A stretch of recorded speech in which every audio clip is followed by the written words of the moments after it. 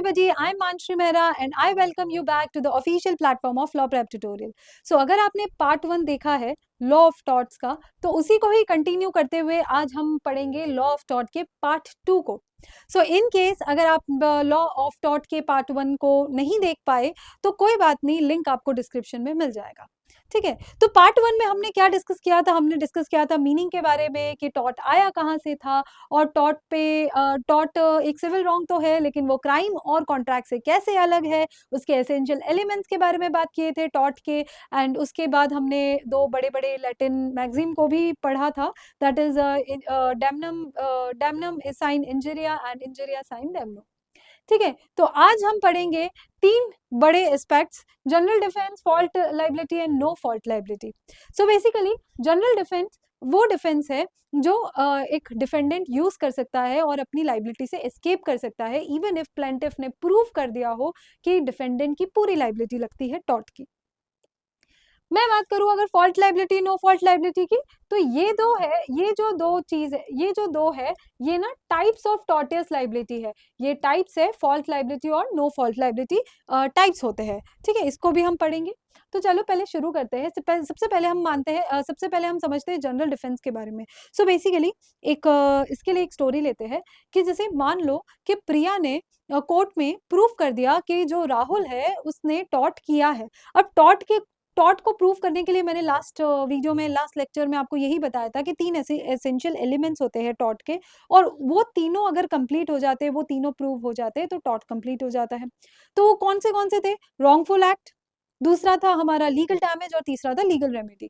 तो वो तीनों के तीनों प्रूव हो गए. उसने बोला कि भाई राहुल पे टॉर्ट लगना चाहिए. अब इस केस में राहुल का जो वकील है वो खड़ा हुआ और उसने कहा कि हाँ चलो ठीक है, जो भी बोल रहे हैं वो, प्रिया जी जो भी कह रहे हैं वो सब करेक्ट है, वो सब सच है, लगना भी चाहिए. लेकिन यहाँ पर नहीं लगेगा टॉर्ट हमारे क्लाइंट राहुल पे, क्योंकि अब जो उन्होंने क्योंकि बोला वही है जनरल डिफेंस. ठीक है, तो क्योंकि बहुत सारे डिफेंस होते हैं जिसके बेसिस पे जो डिफेंडेंट होता है वो अपनी लाइबिलिटी से एस्केप कर सकता है. तो चलिए उस डिफेंस के बारे में बात करते हैं. सबसे पहले आता है वॉलंटरी नॉन फिट इंजोरिया. इसका मतलब होता है to a willing person no injury is done.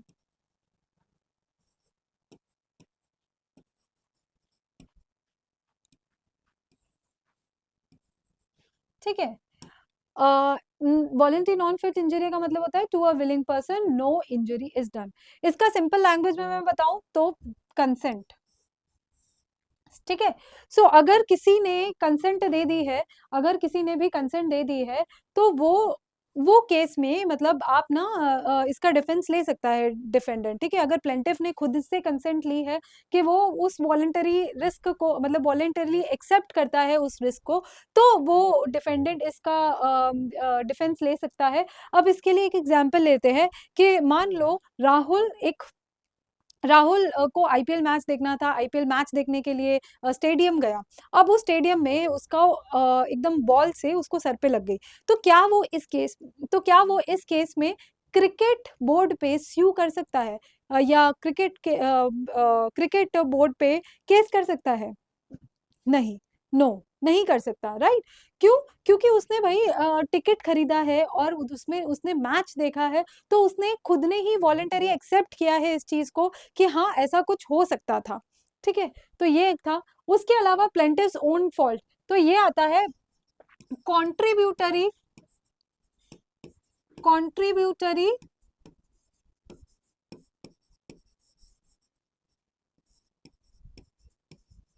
ठीक है, ये आता है कॉन्ट्रीब्यूटरी नेग्लिजेंस. तो इसके अंदर तो इसके अंदर क्या कहा जाता है कि भाई जितना जितना डिफेंडेंट ने डैमेज किया है उतना के उतना, या फिर उससे कम ज्यादा प्लेंटिफ ने भी किया है, दोनों की बराबर बराबर गलती। जैसे इसका एक एग्जांपल ले लेते हैं कि प्रिया फोन चलाते चलाते रोड क्रॉस कर रही थी, अचानक से राहुल आया बाइक पे और वो भी बहुत स्पीड में आया, तो दोनों दोनों की यहाँ पर कुछ ना कुछ गलती थी कि भाई अगर आप रोड क्रॉस कर रहे हो तो फोन क्यों चला रहे हो, और अगर आप एक्टिवा या बाइक जो भी आप चला रहे हो तो वो इतनी फुल स्पीड में क्यों चला रहे हो।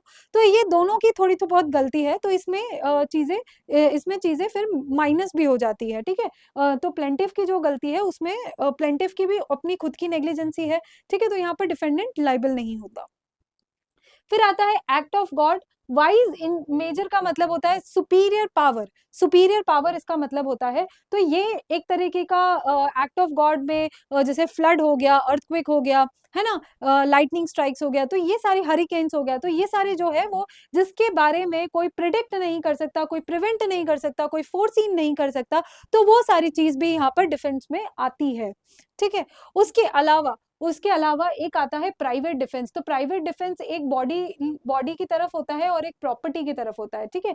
तो इसमें अगर कोई भी आपकी बॉडी पे, आपकी बॉडी को या फिर आपकी प्रॉपर्टी को हार्म पहुंचाना चाहे तो आप उस पे उसके लिए मतलब उस पे प्राइवेट डिफेंस पे आप ना प्राइवेट डिफेंस का यूज कर सकते हो। जैसे अगर एग्जांपल लेते हैं कि आपके घर में कोई आया, ठीक है, वो भी आधी रात को किसी ने ट्रेसपास किया आपके घर पे, कोई चोर हो सकता है, ठीक है। तो आप ना आप एकदम घबरा गए, आपने ना मतलब उसको बस मतलब आपने भी उसको डराया, ठीक है। तो जितना वो कर रहा है उतना आपने किया, ऐसे तो नहीं किया। अगर आप ना इन केस इसी सिचुएशन में ले लो कि आप ना उसके एकदम से पॉकेट से गन निकाला और उसके आगे लगा रख दिया, ठीक है, तो इस केस में क्या हो गया, वो एक्सेसिव पावर हो गया। तो यहाँ पर ये चीज बोल रहे हैं कि प्राइवेट डिफेंस तो आप ले सकते हो, बट यहाँ पर प्रपोर्शनेट होना चाहिए। कोई अगर आपको चांटा मार रहा है तो फिर भाई आपको चांटा ही मारना है, आपको फिर उसको मतलब ना जान से नहीं मार देना है। तो ये यहाँ पर प्राइवेट डिफेंस यहाँ पर इस चीज से बताता है, ठीक है। आपको डिफेंस देता है लेकिन डिफेंस भी प्रोपोर्शनेट होना चाहिए, जितना वो कर रहा है उतना ही आप कर सकते हो।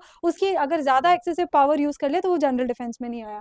उसके बाद जो मिस्टेक है, मिस्टेक ना बेसिकली जनरली अगर बोला जाए तो मिस्टेक टॉर्ट में नहीं आता, बट कुछ केसेस जो मेलिशियस प्रोसिक्यूशन है जहां पर ऑनेस्ट और रीजनेबल मिस्टेक हुई हो, ऑनेस्ट ओपिनियन में मिस्टेक हुई हो, तब आप डिफेंस ले सकते हो। उसके बाद नेसेसिटी, छोटे मतलब बड़े हार्म को बचाने के लिए छोटा हार्म किया है। जैसे एक इसका एक एग्जांपल है, मतलब एक केस है 1900s का, उसमें ना इंग्लैंड का वो केस है, उसमें ना एक के बाद एक साथ बहुत सारे घर थे, ठीक है, बहुत सारे एक साथ घर थे।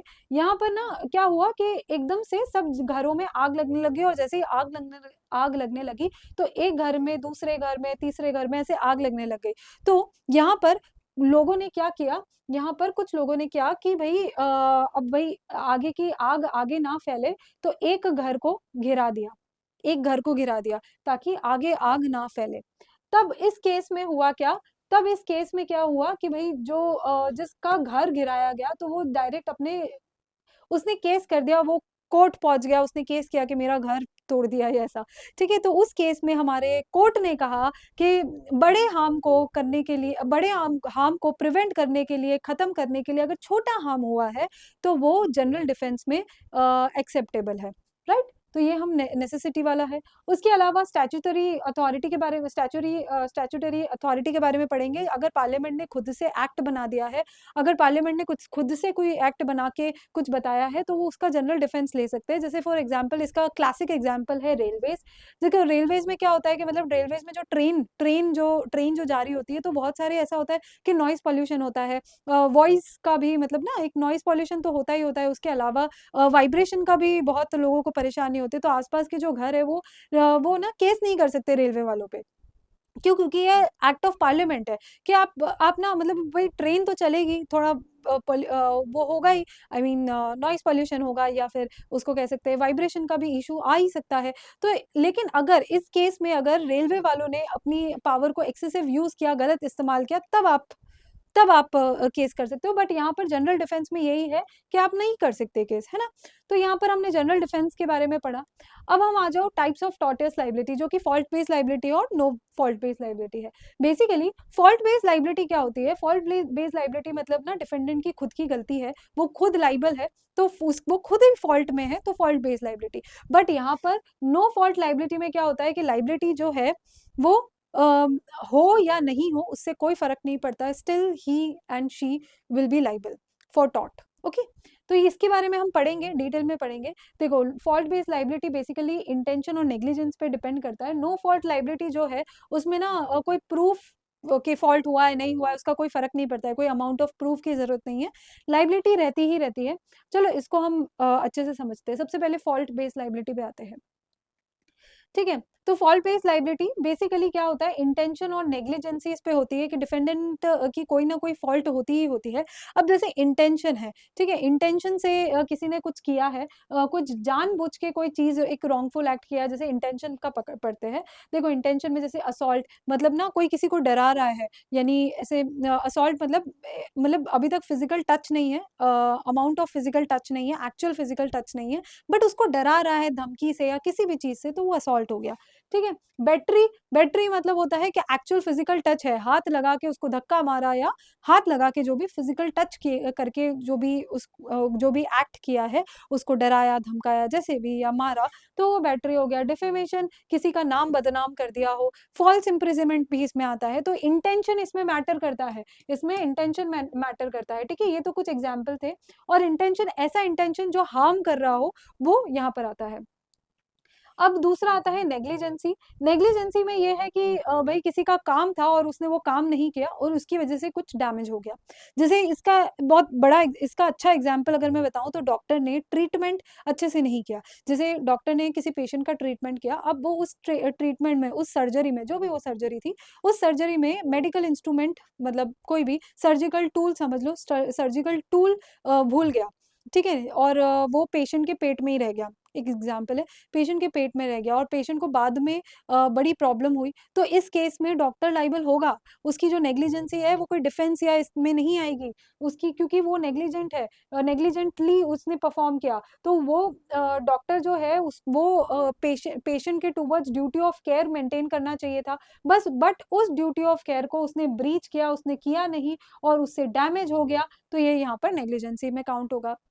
अब एक बात यहाँ पर फॉल्ट बेस्ड लाइबिलिटी में आती है कि जो हमारा प्लेंटिफ होता है ना, जो हमारा प्लेंटिफ होता है वो एक्चुअली बर्डन ऑफ प्रूफ के लाइबल होता है, कि मतलब जो भी बर्डन ऑफ प्रूफ होता है कि इसने ऐसा किया, ये चीज प्रूव करो, ये प्लेंटिफ के ऊपर होती है, डिफेंडेंट के ऊपर नहीं, ठीक है। यहाँ पर एक और चीज आती है कि अगर लाइबिलिटी हमारी नहीं है, मतलब अगर कोई लाइबिलिटी, अगर कोई फॉल्ट नहीं है तो कोई लाइबिलिटी नहीं होगी, ठीक है। No fault, no liability without fault, ठीक है। ये यहाँ पर की प्रिंसिपल भी आता है, ठीक है। फॉल्ट लाइबिलिटी में फॉल्ट होना इंपॉर्टेंट है, तभी लाइबिलिटी होगी, अदरवाइज नहीं। यहाँ पर एक मैक्सिम आता है, actus non facit reum nisi mens sit rea. इसका मतलब होता है the act alone does not make a person guilty unless the mind is also guilty.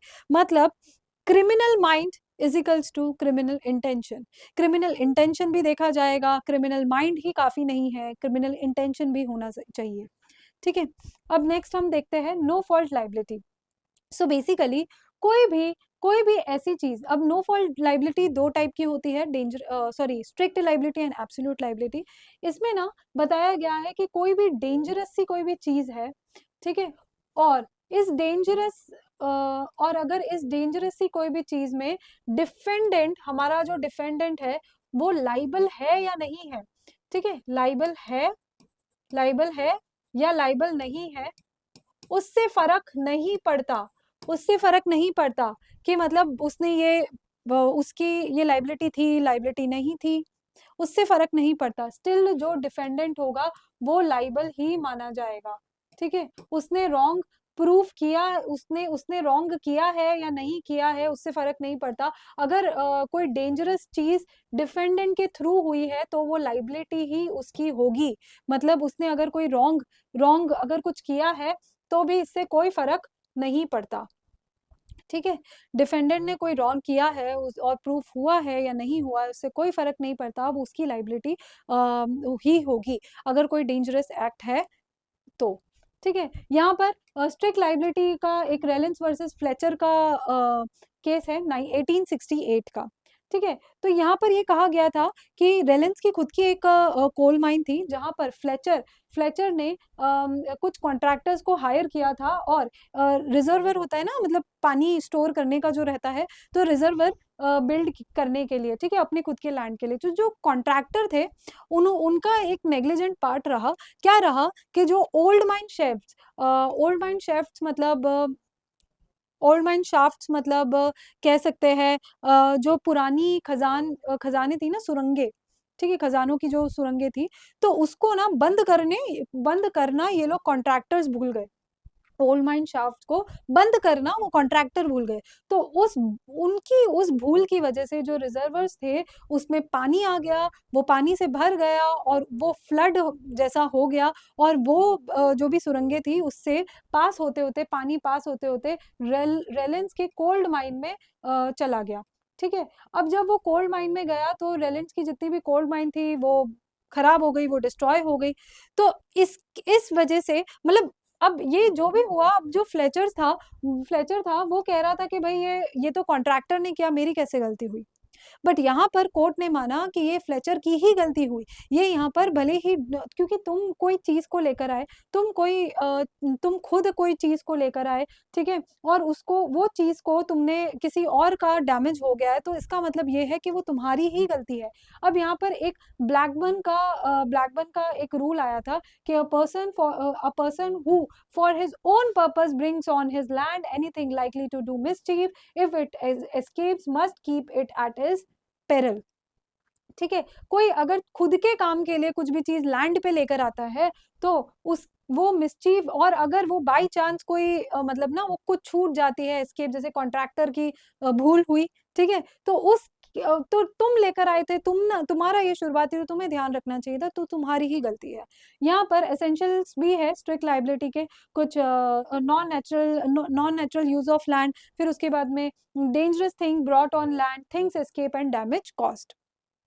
ठीक है, अब हम नेक्स्ट पे चलते हैं एब्सोल्यूट लाइबिलिटी पे। तो एब्सोल्यूट जैसे स्ट्रिक्ट लाइबिलिटी, अच्छा हाँ, एक चीज और, जो ये स्ट्रिक्ट लाइबिलिटी है ना, ये है तो ये क्या, ये इंग्लिश रूल है। सबसे पहले ये इंग्लिश रूल है, और दूसरी बात ये आती है कि इसमें ना मतलब डिफेंस एप्लीकेबल है, इसमें जो डिफेंस है वो एप्लीकेबल है। ठीक है, इसमें जो डिफेंस है एप्लीकेबल है, जैसे एक्ट ऑफ गॉड हो गया, प्लेंटिफ्स ओन फॉल्ट हो गया, कंसेंट हो गया, ये सब इस पे लगते हैं। लेकिन जो हमारा एब्सोल्यूट लाइबिलिटी है ना, वो एक तरीके का इंडियन रूल है जो सुप्रीम कोर्ट में MC Mehta versus union of India 1987 में आया था, और ये टॉर्ट में ही नहीं, ये इन्वायरमेंटल पोल्यूशन में भी आता मतलब देखा जाता है ये केस। ठीक है, तो सबसे पहले इस केस को समझते हैं, फिर उसके बाद मैं आपको बताऊंगी डिफेंस के बारे में इसी के केस से रिलेटेड। देखो सबसे पहले जो दिल्ली में एक श्रीराम फूड एंड फर्टिलाइजर्स नाम का एक प्लांट था, उसमें से ओलियम गैस लीक हुई, और जैसे ही लीक हुई उसके कुछ घंटों के बाद जो पाइप थे वो भी बर्स्ट आउट हो गए, और उसी की वजह से कुछ लोगों की जान भी चली गई और कुछ लोग बीमार पड़ गए। अब यहाँ पर कोर्ट ने कहा, बहुत बड़ा क्वेश्चन आया था कि कोर्ट ने कहा कि भाई रेलेंस वर्सेस फ्लेचर वाला जो रूल था, वहां पर ना एक्सेप्शंस लगते थे, मतलब ये जो डिफेंस की मैं बात कर रही हूँ ना, ये एक तरीके के एक्सेप्शंस लगते थे, यहाँ पर एक्सेप्शंस अलाउड थे। ठीक है, यहाँ पर एक्सेप्शंस अलाउड थे, तो क्या इसमें भी एक्सेप्शंस अलाउड होंगे? तो ये बहुत बड़ा क्वेश्चन था। ठीक है, लेकिन कोर्ट ने कहा एब्सोल्यूट लाइबिलिटी यहीं से आई थी, MC Mehta versus union of India के केस से आई थी, तो सुप्रीम कोर्ट ने कहा कि नहीं, ये हम स्ट्रिक्ट लाइबिलिटी रिलायंस वाले केस के स्ट्रिक्ट लाइबिलिटी की तरह नहीं समझेंगे, इसको हम एब्सोल्यूट लाइबिलिटी की तरह समझेंगे।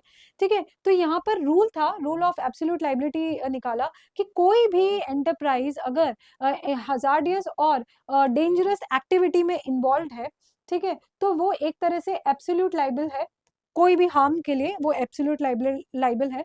और दूसरा ये बोला था कि एब्सोल्यूट लाइबल तो है, लेकिन साथ ही वो एक्सेप्शंस, उसके मतलब जो एक्सेप्शंस है वो उस एक्सेप्शन का डिफेंस नहीं ले सकता। ठीक है, जैसे एक्ट ऑफ गॉड है, या कंसेंट है, प्लेंटिफ की कंसेंट हो गई, या ठीक है, ये सारी चीज़ का डिफेंस नहीं ले सकता, ये एक्सेप्शंस में नहीं फॉल कर सकता। ठीक है, तीसरा एक रूल ये बताया था कि जो भी कंपनसेशन होगी वो कितनी होगी, जो भी कंपनसेशन रहेगी वो रहेगी एंटरप्राइज के साइज और कैपेसिटी के प्रोपोर्शनेट।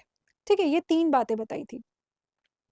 तो चलिए अब हम इसका स्ट्रिक्ट और लाइबिलिटी और एब्सोल्यूट लाइबिलिटी का डिफरेंस देखते हैं और उसके बाद सेशन को फिनिश करते हैं। देखो, स्ट्रिक्ट लाइबिलिटी एक तरह से इंग्लिश रूल है, रिलायंस वर्सेस फ्लेचर के केस से आई थी। हमारी एब्सोल्यूट लाइबिलिटी इंडियन रूल है, MC Mehta versus union of India के से आई थी और सुप्रीम कोर्ट में ये केस गया था। ठीक है, इसमें non natural use of land के बारे में बताया था और इसके अंदर बेसिकली एक्सेप्शंस थे। ठीक है, इसमें एक्सेप्शंस अवेलेबल थे, यहाँ पर कोई एक्सेप्शंस नहीं है। ये हजार्डियस इंडस्ट्रीज पे अप्लाई होता है, ये एक्ट ऑफ गॉड या प्लेंटिफ की कंसेंट, ये सब यहाँ पर एक्सेप्शंस में माने जाते हैं। बट यहाँ पर एक्ट ऑफ गॉड या प्लेंटिफ का जो भी कंसेंट है वो, या कोई भी तरीके की यहाँ पर डिफेंस नहीं अवेलेबल है। यहाँ पर जो कंपनसेशन है वो ऑर्डिनरी है, बट यहाँ पर जो कंपनसेशन है वो प्रोपोर्शनली है, एंटरप्राइज के साइज से डिपेंड करता है। ठीक है, तो ये था आज का सेशन। अब इसका क्विक रिवीजन कर लेते हैं। आज हमने पढ़ा जनरल डिफेंस के बारे में। जनरल डिफेंस जो एक डिफेंडेंट का शील्ड बनता है, इसके अंदर हमने वॉलंटिफिट इंजरिया के बारे में पढ़ा था, जो कि ये बताता है कि अगर कंसेंट के बारे में बताता है। फिर उसके बाद यहाँ पर प्लेंटिफ की own fault, act of God, private defence, ये सारी चीज़ें हमने पढ़ी थी। और फॉल्ट, फिर उसके बाद टाइप्स ऑफ टॉर्टियस लाइबिलिटी में हम गए थे, फॉल्ट लाइबिलिटी और no fault liability. Fault liability में हमने पढ़ा था कि इंटेंशन और नेग्लिजेंस है तो वो टॉर्ट में जरूर कवर होगा। तो फिर उसके बाद हम गए थे नो फॉल्ट लाइबिलिटी की तरफ, जहाँ पर स्ट्रिक्ट लाइबिलिटी और एब्सोल्यूट लाइबिलिटी के बारे में पढ़ा था। Strict liability Reliance versus Fletcher के से आई थी, जो कि इंग्लिश रूल है, और एब्सोल्यूट लाइबिलिटी हमारा इंडियन रूल है, जो हजार्डियस इंडस्ट्रीज पे लगती है और इसमें एक्सेप्शंस नहीं है, और इसमें एक्सेप्शंस डिफेंस बना ले सकते हो आप, एक्सेप्शंस अवेलेबल है। ठीक है, तो ये था पार्ट 1 और पार्ट 2, हमने दोनों लॉ ऑफ टॉर्ट्स का कवर कर लिया। सो अगर पार्ट 1 देखना हो तो लिंक डिस्क्रिप्शन में है, आप ज़रूर देखिए, तभी पार्ट 2 आप कवर कर पाएंगे, है ना। सो ये था हमारा आज का वीडियो। अगर वीडियो हेल्पफुल लगा हो तो चैनल को सब्सक्राइब करें, वीडियो को लाइक करें, और दूसरों के साथ, अपने दोस्तों के साथ ज़रूर शेयर कीजिए। Okay, bye.